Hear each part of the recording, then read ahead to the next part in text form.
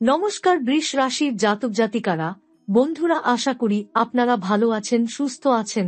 প্রতিদিনের মতো বন্ধুরা, আজকেও আপনাদের জন্য 15 অক্টোবর থেকে 26 অক্টোবর পর্যন্ত রাশিফল নিয়ে এসেছি। তো চলুন বন্ধুরা, দেখে নেওয়া যাক 15 অক্টোবর থেকে 26 অক্টোবর পর্যন্ত আপনাদের দিনটি কেমন যেতে চলেছে আর কোন কোন কথাগুলির আপনাকে বিশেষ খেয়াল রাখতে হবে। আপনার জীবনে কি কি পরিবর্তন আসতে চলেছে, আপনি আপনার জীবনে কি কি পেতে চলেছেন, আপনার জন্য উপায় কি থাকবে, চলুন জেনে নেওয়া যাক। সবাইকে শুভেচ্ছা। আশা করি সবাই ভালো আছেন। আজ আমি আপনাদের সাথে এমন একটি বিষয় নিয়ে কথা বলবো যা অনেকেই জানেন না বা বিশ্বাস করতে কষ্ট পান। পুনর্জন্মের গল্প। আমাদের জীবনে ঘটে যাওয়া অনেক ঘটনা আসলে শুধু আকস্মিক নয়, এগুলো আমাদের পূর্বজন্মের কর্মফল বা আচরণের ফল হতে পারে। বিশেষ করে 15 অক্টোবর থেকে 26 অক্টোবর পর্যন্ত সময়টা এমন একটি সময় যা আমাদের জীবনে বিশেষভাবে গুরুত্বপূর্ণ। এই সময়ের মধ্যে আমাদের উপর প্রভাব পড়ে এমন অনেক শক্তি কাজ করে যা আমাদের কর্মফলকে সঠিক সময়ে প্রকাশ করে। পুনর্জন্মের গল্প বলার সময় খুব গুরুত্ব সহকারে বুঝতে হবে যে আত্মা অমর এবং এটি শরীর পরিবর্তন করে এই পৃথিবীতে আসে। পূর্বজন্মের কর্ম আমাদের জীবনের বর্তমান সময়ের ঘটনাগুলো নির্ধারণ করে। তাই যদি আপনার জীবনে এই 15 অক্টোবর থেকে 26 অক্টোবরের মধ্যে কিছু অপ্রত্যাশিত ঘটনা ঘটে, তাহলে বুঝতে হবে সেটি শুধু ভাগ্য নয়, পূর্বের কর্মের ফল। এই সময়কালকে কিছু জ্যোতিষশাস্ত্রবিদ এবং আধ্যাত্মিক শিক্ষকরা পরীক্ষা সময় হিসেবে দেখেন। শনি দেবের গতি এই সময় বিপরীতমুখী থাকে, যা মানে এই যে অতীতের কর্মগুলো আবার সামনে আসে এবং আমাদের পরীক্ষা নেয়। এটা আমাদের সতর্ক করে দেয় যে আমাদের জীবনের ভুলগুলো শুধরাতে হবে। আপনার যদি এই সময় জীবনে কোনো বাধা, অসুবিধা বা চ্যালেঞ্জ আসে, তাহলে সেটাকে কেবল সমস্যা হিসেবে না দেখে একটি সুযোগ হিসেবে দেখুন। এই সুযোগটা আমাদের পুরনো ভুল থেকে শিক্ষা নিয়ে সঠিক পথ বেছে নেওয়ার জন্য আসে। আবারও বলছি, এটা কোনো কুসংস্কার নয়, বরং জীবনের প্রকৃত বাস্তবতা।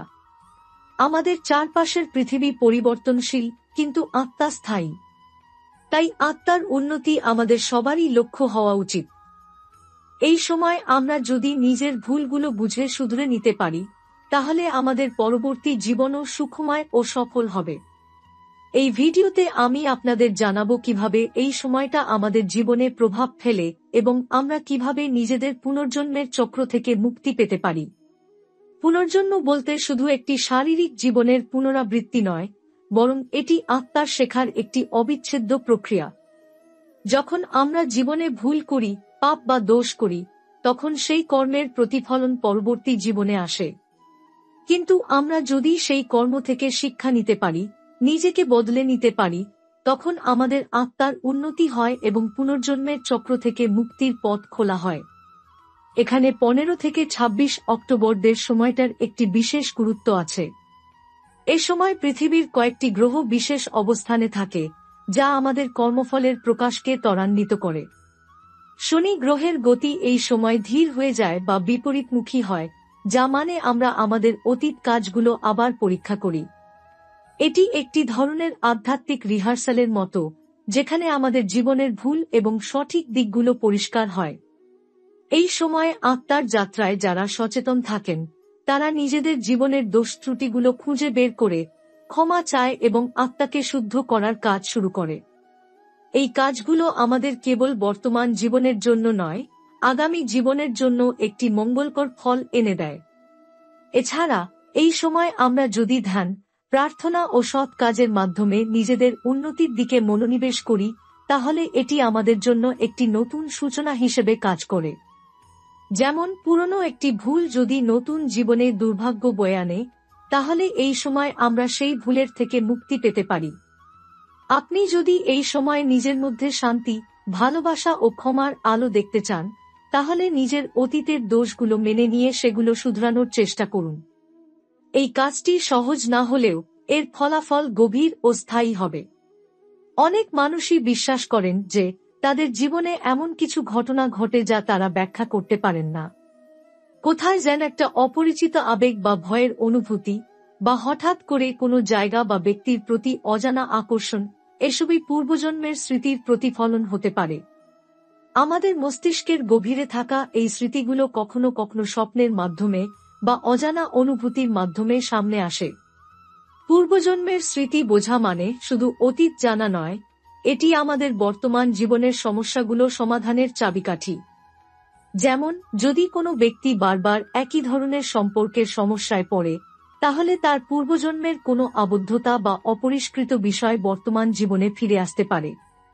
সেক্ষেত্রে সেই স্মৃতি বা আবদ্ধতা বোঝা ও মেলানো মানে হল জীবনের সেই বন্ধন থেকে মুক্তি পাওয়া।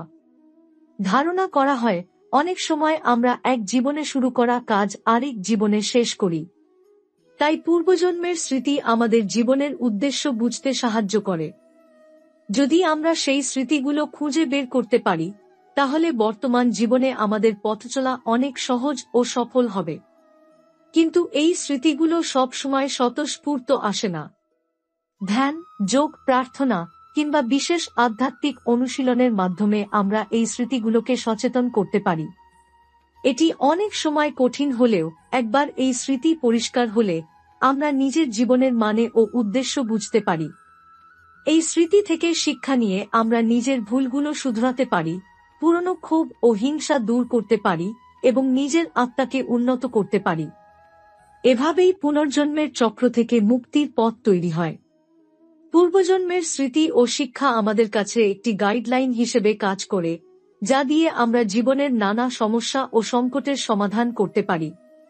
যখন আমরা নিজের অতীত ভুল, পাপ বা অন্যায় বুঝতে পারি, তখন তা শুধরে নেওয়ার সুযোগ পাই। এভাবে আমরা নিজেকে নতুন জীবন উপহার দিতে পারি।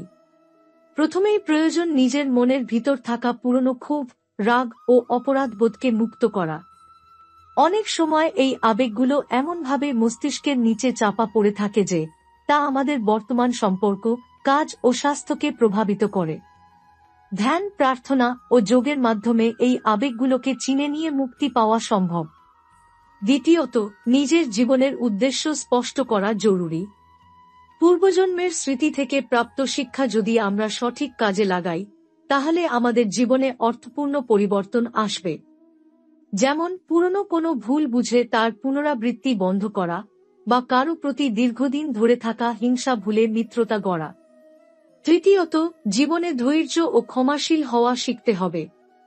পুনর্জন্মের ধারণা আমাদের শেখায়, প্রতিটি জীবনে আমরা নতুন করে সুযোগ পাই, কিন্তু সেই সুযোগ ভালো কাজে লাগাতে পারাটা আমাদের নিজের উপর নির্ভর করে।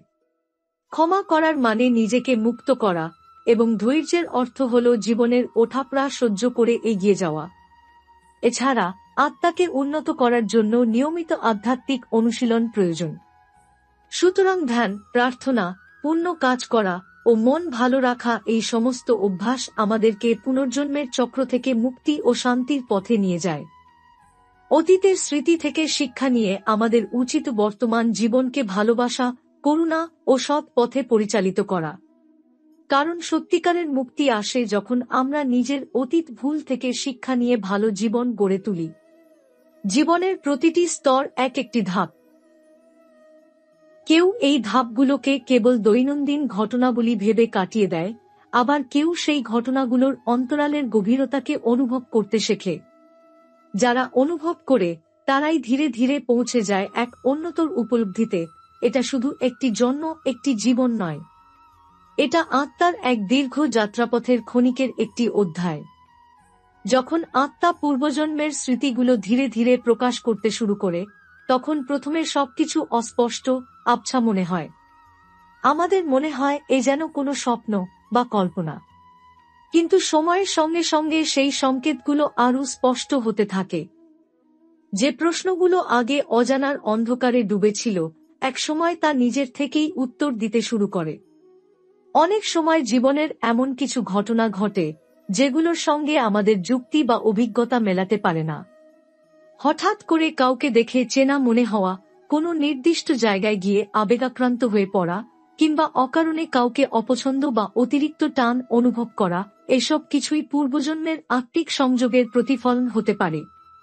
এই সংযোগগুলো ছোট ছোট ইশারার মতো, যা আত্মা আমাদের বর্তমান জীবনের সত্য উপলব্ধি করতে সাহায্য করে। যখন এই আত্মিক স্মৃতিগুলো জাগ্রত হয়, তখন তা শুধু অনুভবেই সীমাবদ্ধ থাকে না, তা আমাদের আচরণ, চিন্তা, এমনকি জীবন দর্শনেও পরিবর্তন আনে। আমরা বুঝতে পারি যে কষ্টগুলো এতদিন ধরে বুকের ভেতর চেপে রাখতাম, তার উৎস হয়তো এই জন্মে নয়। যেসব সম্পর্ক আমাদের জীবনে আশীর্বাদ বা অভিশাপ হয়ে এসেছে, তার শেকড় হয়তো অনেক পুরনো। এই উপলব্ধি আমাদের ক্ষমা করতে শেখায়, নিজেকে, অন্যকে এবং অতীতকে। আত্মিক জাগরণ কেবল আধ্যাত্মিক বিষয় নয়, এটি বাস্তব জীবনেও গভীর প্রভাব ফেলে। আমরা যাকে অদৃষ্ট বা ভাগ্য বলি, সেটিও ধীরে ধীরে নিজের হাতে নেওয়া সম্ভব হয়ে ওঠে। কারণ বুঝে ফেলা যায়, পরিবর্তন শুধুমাত্র বাইরের পরিস্থিতি বদলে নয়, বরং নিজের ভেতরের মানসিকতা বদলেই শুরু হয়। তখন আর জীবনকে বোঝা মনে হয় না, মনে হয় এটি এক দান, এক সুযোগ, নিজের আত্মাকে চিনে নেওয়ার এবং তাকে আলোর দিকে এগিয়ে নিয়ে যাওয়ার। অনেক সময় এই জাগরণ সহজে আসে না। কখনো কখনো তাকে খুঁজে আনতে হয় অন্ধকারের ভেতর দিয়ে হেঁটে। সেই পথ সহজ নয়। ত্যাগ, ধৈর্য এবং একাগ্র সাধনার প্রয়োজন হয়। কিন্তু যখন সেই আলো মনের গহীন থেকে একবার জ্বলে ওঠে, তখন আর কোনো কিছু আগের মতো থাকে না। চারপাশের সমস্ত কিছু নতুন রঙে, নতুন অর্থে ধরা দেয়। জীবন তখন আর কেবল কষ্ট, সংগ্রাম আর হতাশার গল্প থাকে না। জীবন তখন হয়ে ওঠে উপলব্ধির, মুক্তির এবং শান্তির এক পরিপূর্ণ কাব্য। এই উপলব্ধির মধ্যেই লুকিয়ে থাকে প্রকৃত আত্মবিশ্বাস। আর সেই আত্মবিশ্বাস থেকেই জন্ম নেয় সৌভাগ্য।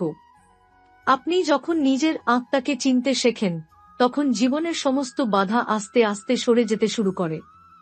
সম্পর্কগুলো জোড়া লাগে, স্বপ্নগুলো দিশা পায়, আর অন্তর থেকে এক নতুন শক্তি প্রবাহিত হয়, যা আপনাকে বলে, হ্যাঁ, এখন সময় এসেছে।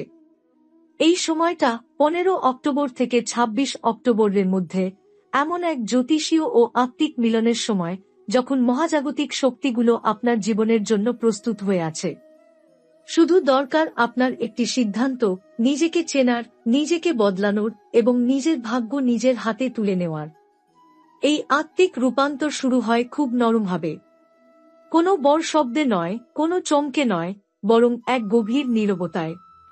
সেখানে থাকে শুধু এক শুদ্ধ অনুভব, আমি এক দেহ নই, আমি এক চেতনা, আমি শুধু এই জন্ম নয়, আমি এক ধারাবাহিক পথের যাত্রী। এই অনুভবই আপনাকে বাঁচতে শেখাবে সত্যিকার অর্থে। তখন আর আপনি কেবল বেঁচে থাকবেন না, বরং প্রতিটি মুহূর্তকে অর্থবহ করে তুলবেন। আপনার প্রতিটি শ্বাস, প্রতিটি সিদ্ধান্ত তখন হয়ে উঠবে আপনার আত্মার সঙ্গে যুক্ত এক সুন্দর, সার্থক সংলাপ। যখন আত্মা তার পথ খুঁজে পায়, তখন কেবল অনুভব নয়, বাস্তব জীবনের প্রতিটি স্তরে এক অদ্ভুত পরিবর্তন শুরু হয়। এটা ঠিক যেন আপনি নিজেকে নতুনভাবে দেখতে শুরু করেছেন। যিনি আপনি ছিলেন, তার সীমার বাইরে বেরিয়ে সেই আপনি হয়ে উঠছেন, যিনি আসলে আপনার অন্তরের গভীরে বহু যুগ ধরে ঘুমিয়েছিলেন। জীবনে এমন সময় আসে যখন মনে হয় সবকিছু স্থির, আটকে গেছে, আর কোনো পথ নেই, আশাও নেই। কিন্তু ঠিক সেই সময়েই যদি কেউ নিজের ভেতরে তাকায়, নিজের আত্মার সঙ্গে সংযোগ ঘটায়, তবে এক আশ্চর্য সত্য সামনে আসে, সবচেয়ে বড় শক্তি বাইরে নয়, আপনার ভেতরেই লুকিয়ে আছে। এই ভেতরের শক্তি, এই আত্মা, ঠিক যেন এক পরিত্যক্ত মন্দির, যার দরজা অনেক বছর বন্ধ ছিল, কিন্তু আজ হঠাৎ খুলে গেছে। ভেতর থেকে আলো বেরোচ্ছে, আর সেই আলো আপনার চারপাশের অন্ধকারকে সরিয়ে দিচ্ছে। জীবনের প্রতিটি সমস্যা, প্রতিটি বাধা তখন আর প্রতিদ্বন্দ্বী মনে হয় না, বরং তারা হয়ে ওঠে শেখার, বেড়ে ওঠার, নিজেকে গড়ে তোলার এক একটা ধাপ।